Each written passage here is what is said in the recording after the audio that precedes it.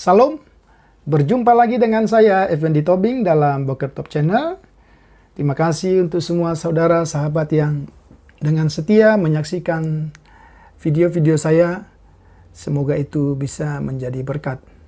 Saudara, kali ini kita akan bersama-sama mengikuti episode khusus atau isu-isu teologis dalam Perjanjian Lama.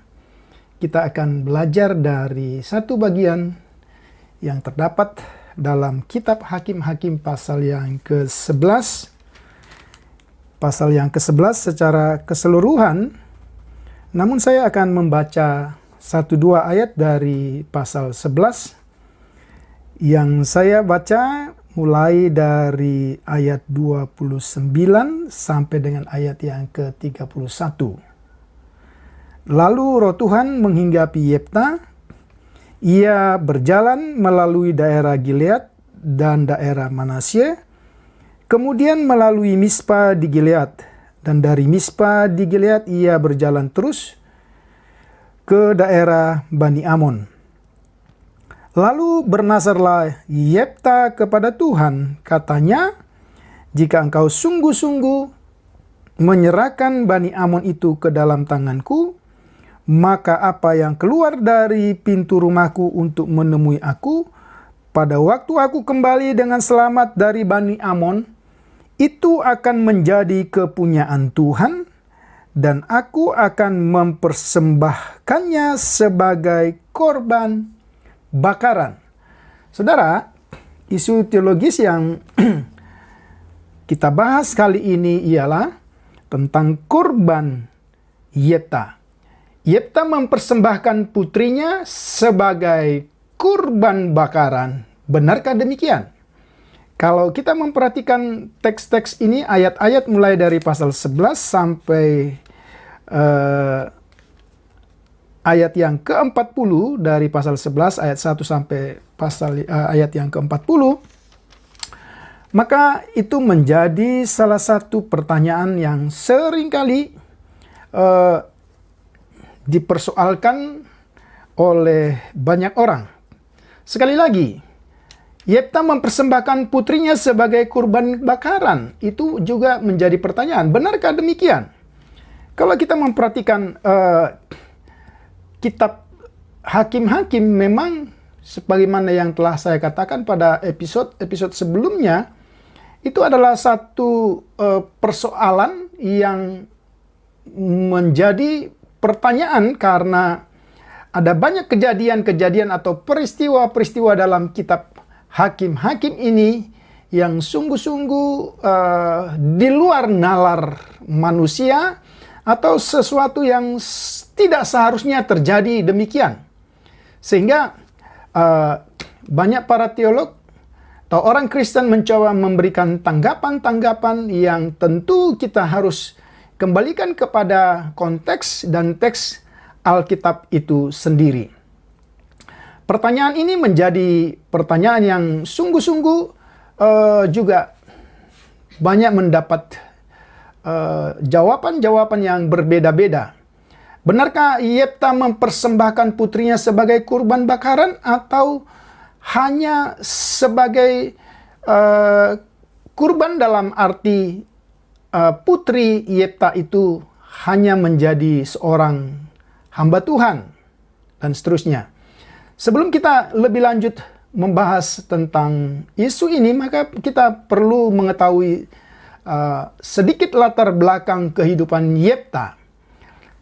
Kalau kita memperhatikan di dalam pasal 11 ayat 1 dan seterusnya, maka di sana dijelaskan Yefta berasal dari daerah Gilead, seorang pahlawan yang gagah perkasa, ya.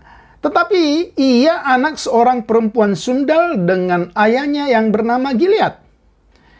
Kemudian setelah istri Gilead itu kemudian melahirkan anak-anak bagi Gilead sendiri, ya, maka anak-anak Gilead dari istrinya yang sah mengusir Yefta dengan alasan bahwa Yefta tidak mendapat warisan dari ayah mereka karena Yefta adalah anak dari seorang perempuan lain, bukan istri yang sah. Itu memang merupakan satu tradisi yang terjadi pada waktu itu di Timur Tengah. Itu juga bisa kita lihat pada kisah Hagar sebagai selir atau sebagai dikatakan perempuan yang menjadi pembantu dari istrinya Sarah. Itu bisa kita lihat dalam Kejadian 21 ayat 10 dan 25 ayat yang ke-26. Kemudian Yefta karena diusir, dia kemudian melarikan diri ke tanah Tob di wilayah timur laut Perea. Ya, di sana ia kemudian menggabungkan diri dengan para petualang. Ya, kita bisa bandingkan misalnya dalam pasal 9 ayat yang keempat. Ya, sesudah itu mereka memberikan kepadanya 70 uang perak dari kuil Baal Berit. Lalu Abimelek memberi perak itu sebagai upah kepada petualang-petualang dan orang-orang nekat supaya mengikuti dia. Jadi Yefta bergabung dengan orang-orang seperti ini. Kemudian mereka melakukan kegiatan-kegiatan merampok bersama-sama. Karena mereka merasa bahwa mereka adalah orang-orang buangan yang tidak memiliki tempat dan status yang jelas. Sehingga orang-orang ini adalah orang-orang yang ganas dan yang seringkali melakukan perkelahian satu dengan yang lain. Itu latar belakang singkat dari Yefta. Kemudian kita melihat bagaimana kondisi bangsa Israel pada waktu itu. Dikatakan bahwa bangsa Amon berperang atau sedang bersiap-siap berperang melawan Israel. Karena situasi itulah, maka tua-tua yang melihat kondisi bangsa Israel tidak memiliki pemimpin pada waktu itu, mereka kemudian mendatangi Yefta dan mereka memohon supaya Yefta yang gagah perkasa itu dapat menjadi pemimpin atas hidup mereka. Itu kita bisa lihat dalam pasal 11 ayat 6 sampai yang ke-8. Tentu inilah satu hal yang ganjil. Mengapa saya katakan? Karena bukankah anak-anak Gilead dan tua-tua serta penduduk desa itu telah mengusir dia? Tapi karena kondisi yang memang membutuhkan seseorang yang menjadi pemimpin, seseorang yang kuat, yang berani, maka dengan terpaksa mereka harus bermohon kepada Yefta. Namun kalau kita memperhatikan di ayat yang ke-9, Yefta tidak serta-merta memenuhi keinginan dari para tua-tua itu, tetapi kemudian dia memberikan satu syarat.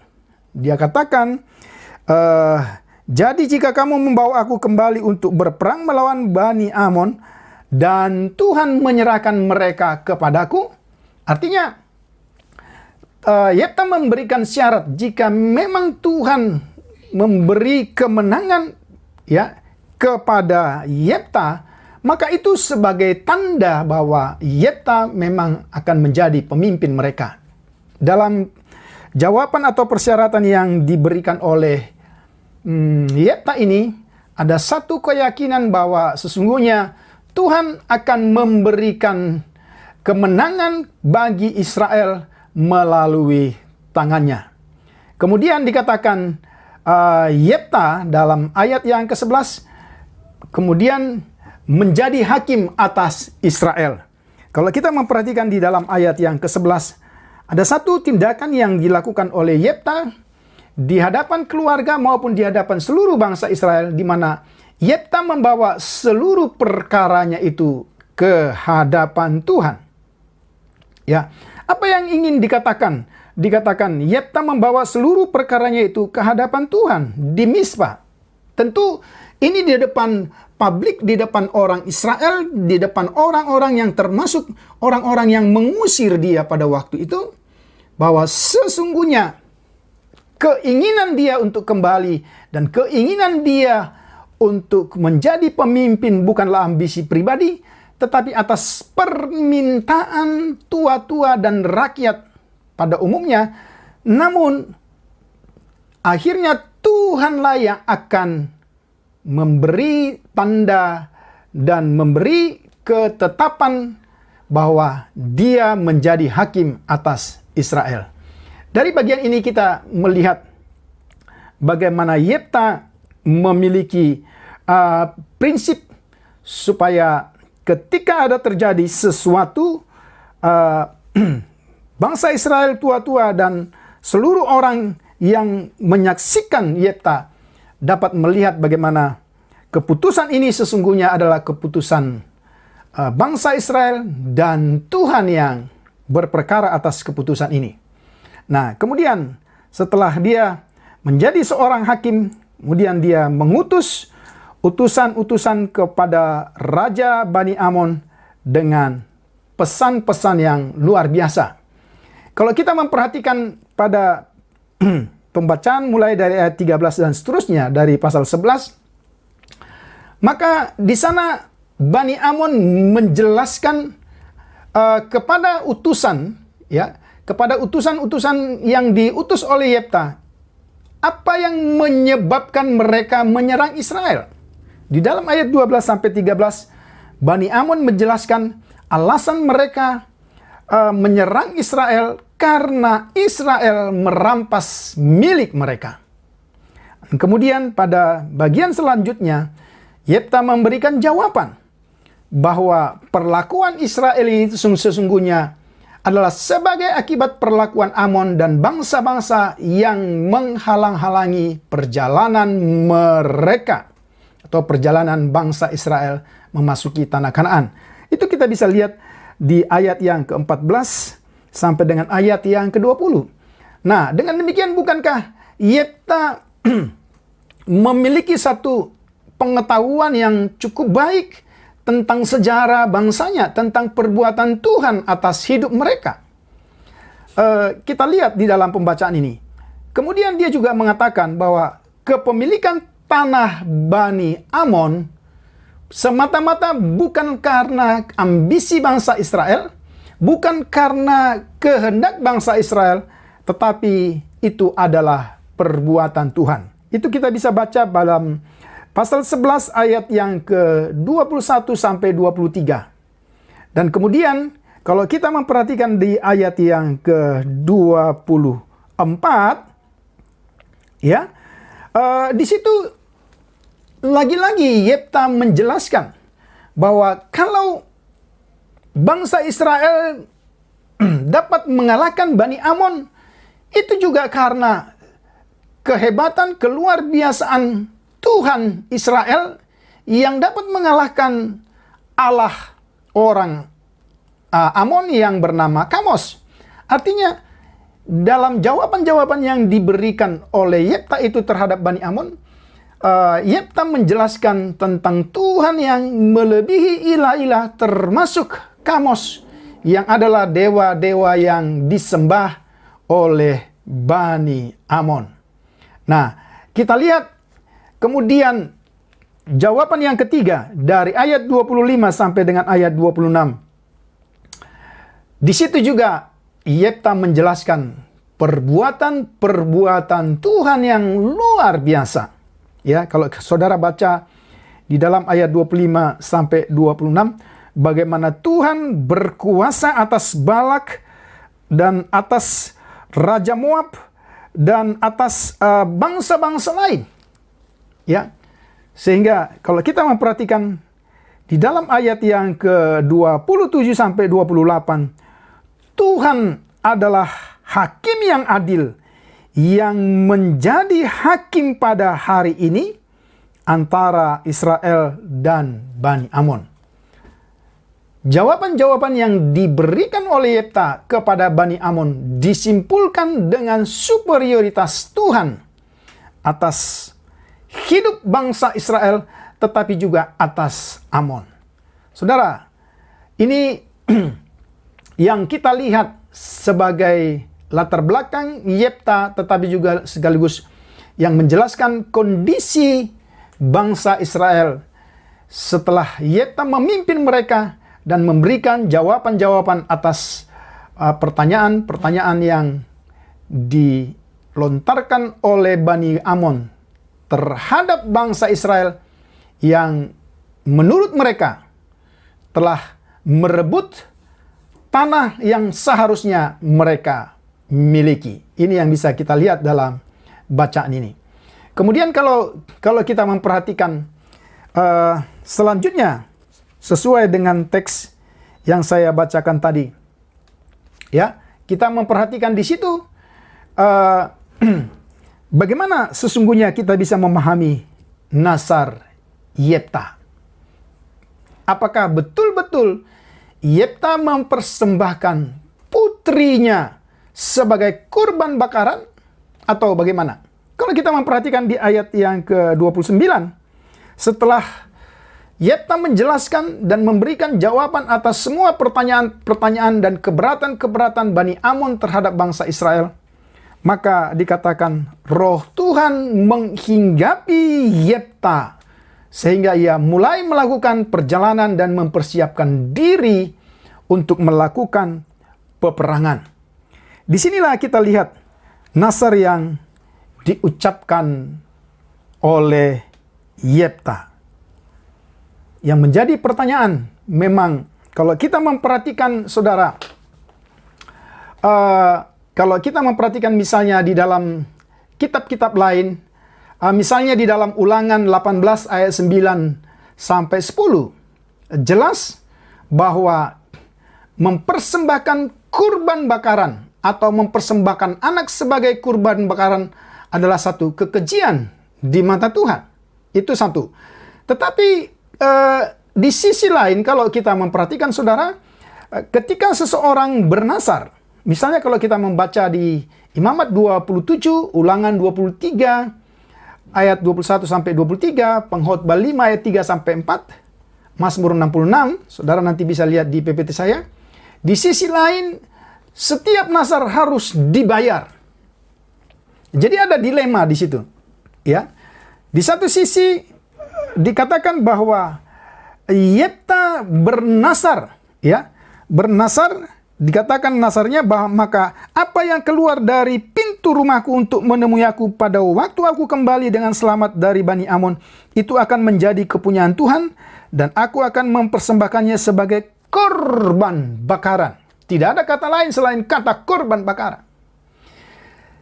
Kita mungkin mencoba mempertimbangkan kondisi Yefta pada waktu itu dalam semangat yang dia miliki, dalam ketetapan yang telah Tuhan tetapkan bagi dia sebagai pemimpin, dan permintaan atau permohonan tua-tua dan rakyat Israel supaya dia menjadi pemimpin. Bisa jadi Yefta begitu mudahnya melontarkan nasar yang pasti dia tahu bahwa setiap nasar sesuai dengan teks-teks yang saya baca tadi harus dibayar.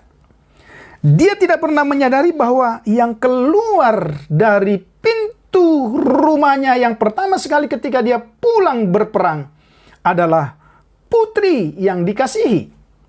Ini yang menjadi pertanyaan. Dan ini menjadi dilema.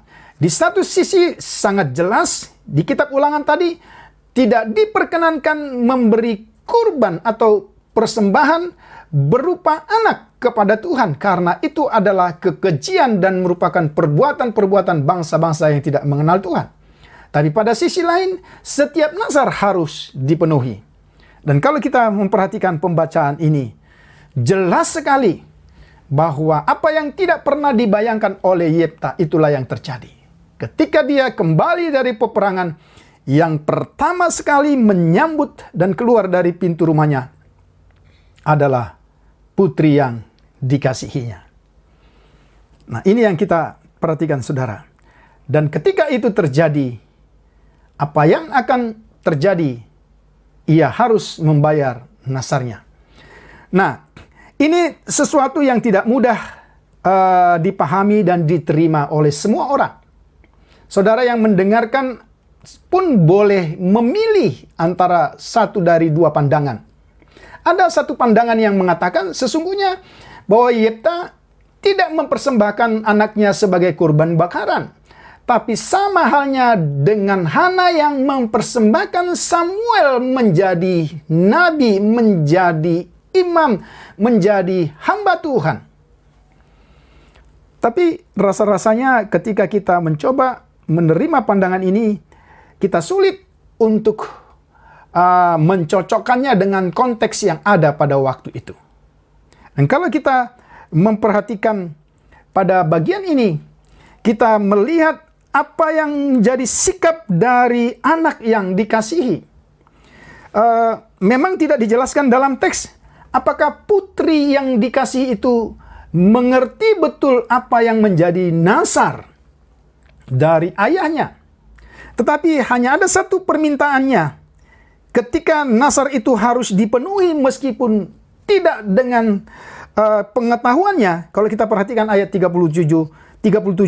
Lagi katanya kepada ayahnya, hanya izinkanlah aku melakukan hal ini. Berilah keluasan kepadaku 2 bulan lamanya, supaya aku pergi mengembara ke pegunungan dan menangisi kegadisanku bersama-sama dengan teman-temanku. Dari kata menangisi kegadisanku bersama dengan teman-temanku, ada pandangan yang mengatakan bahwa sesungguhnya dia tidak dipersembahkan menjadi korban bakaran, tetapi dia menjadi seorang, atau boleh dikatakan menjadi seorang hamba Allah yang memang tidak menikah. Itu yang bisa kita lihat. Ya, kalau kita memperhatikan pada bagian ini. Tetapi tentu juga ini tidak tepat kalau kita lihat konteksnya. Gadis itu tidak pernah mengenal laki-laki karena dia dipersembahkan kepada Allah, tidak menikah sampai mati.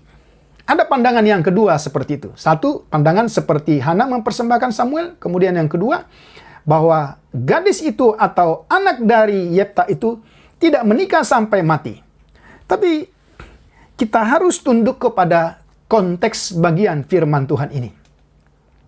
Kalau kita memperhatikan konteks bagian firman Tuhan ini, sebagaimana yang saya jelaskan dalam saat teduh sejenak episode-episode yang lalu, ya, maka kita akan melihat bahwa firman Tuhan ini sungguh ada dalam satu kondisi situasi yang tidak semestinya terjadi demikian.